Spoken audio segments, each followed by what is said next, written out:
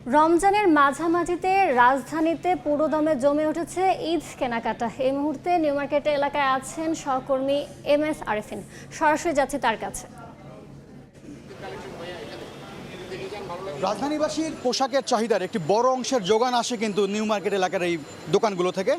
এবারও ঈদকে কেন্দ্র করে এই এলাকার ব্যবসায়ীরা নানান রকম পণ্যের পসরা সাজিয়ে বসিয়েছেন এবং তারা বলছেন যে রমজানের মাঝামাঝি সময়ে এসে কিন্তু ক্রেতার সমাগম অনেকটাই বেড়েছে। তারা বলছেন যে এবার গত বছরগুলোর তুলনায় সকাল কিংবা দুপুরের মধ্যেই ক্রেতারা বেশি আসছেন, কেননা সন্ধ্যার পরে রাতের দিকে কিছুটা নিরাপত্তাহীনতায় ভুগছেন এবারের ক্রেতারা, যে কারণে তারা দিনের বেলাতেই কিন্তু কেনাকাটা করতে আসছেন। যে কারণে এবার ব্যবসায়ী বলছেন যে তাদের মধ্যরাত পর্যন্ত কেনাকাটার যে পরিবেশ বা মধ্যরাত পর্যন্ত তারা যে বেচা বিক্রি নিয়ে ব্যস্ত থাকেন সেটি কিন্তু এবার কিছুটা কম।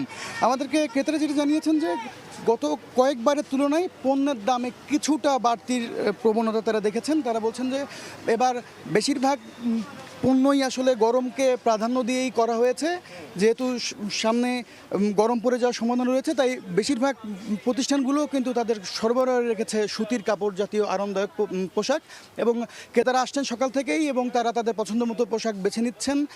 যদিও আমরা সকাল থেকে যেটা দেখেছি যে নারী ক্রেতাদের সংখ্যাই আসলে মার্কেটগুলোতে এখন পর্যন্ত বেশি। ক্রেতা সমাগম বেশি হওয়ায় ইতিমধ্যেই কিন্তু চুরি ছিনতাইয়ের মতো ঘটনাগুলো বেড়ে গেছে এবং যে কারণে তারা নিরাপত্তার দাবি জানিয়েছেন আমাদেরকে ক্রেতা বিক্রেতা উভয়ই। আমরা এই এলাকার কিছু আইন শৃঙ্খলা রক্ষাকারী বাহিনীদের সঙ্গে কথা বলেছি। তারা জানিয়েছেন যে এই এলাকাটিকে নিউ মার্কেট এলাকাটিকে ঘিরে অন্তত 10টি স্পটে তারা নজরদারি টিম বাড়িয়েছে এবং তারা যেটি জানিয়েছেন যে এছাড়াও 4টি স্পেশাল দল রয়েছে যারা নিয়মিত নজরদারি করছে, এবং এছাড়াও চুরি ছিনতাই ঠেকাতে নিউ মার্কেট এলাকায় সাদা পোশাকে কিন্তু বিভিন্ন আইন শৃঙ্খলা রক্ষাকারী বাহিনীরা রয়েছেন, তাদের তদারকি রাখছেন বলেই আমাদেরকে জানিয়েছেন তারা। তো নিউ মার্কেট এলাকা থেকে ঈদের কেনাকাটা নিয়ে এই ছিল আমার কাছে এই মুহূর্তে সবশেষ।